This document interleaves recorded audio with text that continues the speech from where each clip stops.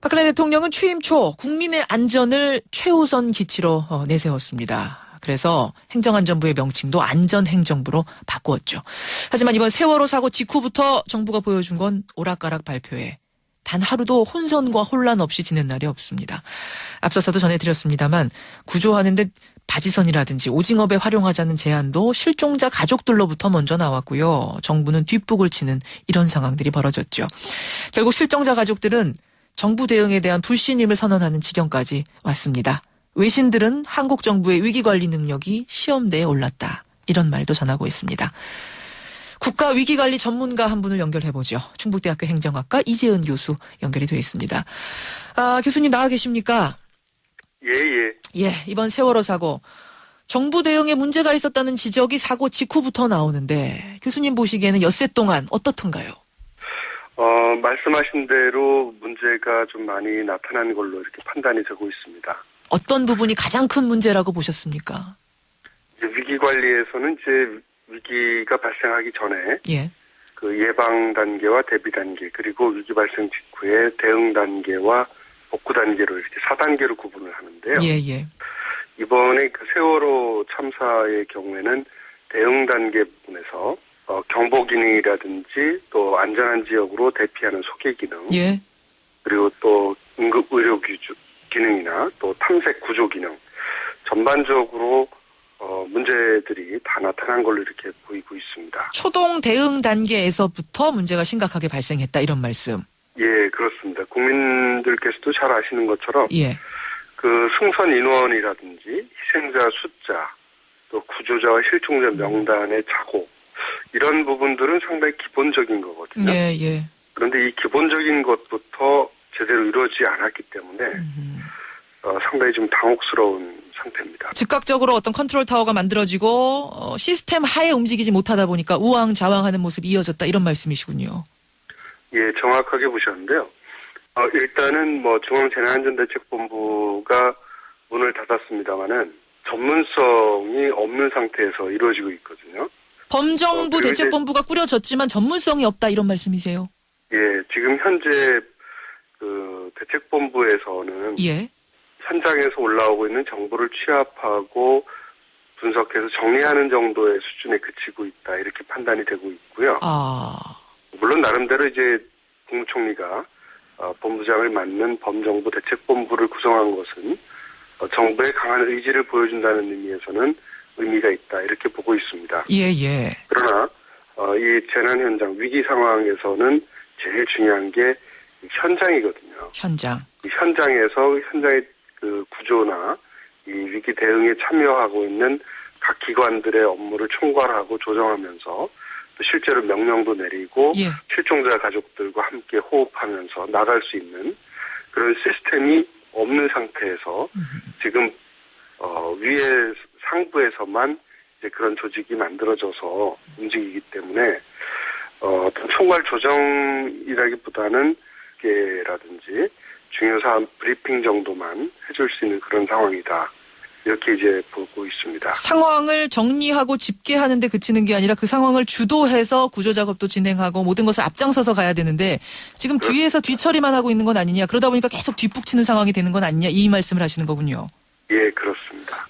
지금 이 사고 현장에서는 1분 1초가 급한 상황인데 이 중앙에서는 이 본부 만드는 데만도 거의 40-50분 이상이 걸렸습니다. 본부 만드는데 40-50분 본부 만드는데 걸린다 하더라도 그 사이에 이미 구조는 진행이 돼 있어야 되는 거 아닌가요? 그런 매뉴얼은 없습니까? 사고가 발생하면 뭘 어떻게 해야 된다라는?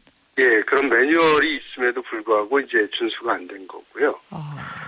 그런 면에서 본다면 이 매뉴얼 자체도 문제점이 있었던 걸로 보여지고 있습니다. 또 하나 이런 지적도 나옵니다. 일단 재난이 발생하면 이제 가장 시급한 게 현장에서의 구조 활동인데 지금은 어떻게 상부에 보고를 해야 되는지 말하자면 행정 절차에 매달리는 경향도 보인다. 이거에 대해서 어떻게 생각하세요? 늘 고질적인 병폐이자 문제점으로 지적이 되어 오고 있었던 부분입니다.